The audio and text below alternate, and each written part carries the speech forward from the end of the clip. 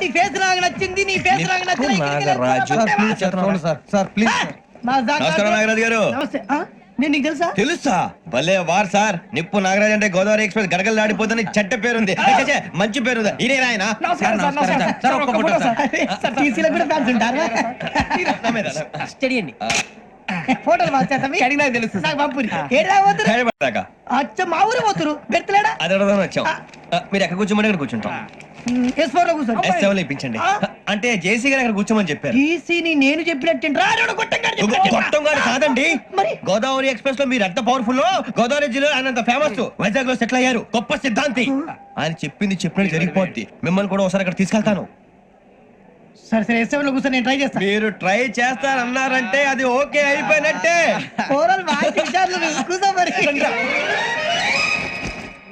గురుగారు, ఈ భోగిలో ఈశాన్యం ఎటువైపు? బాబు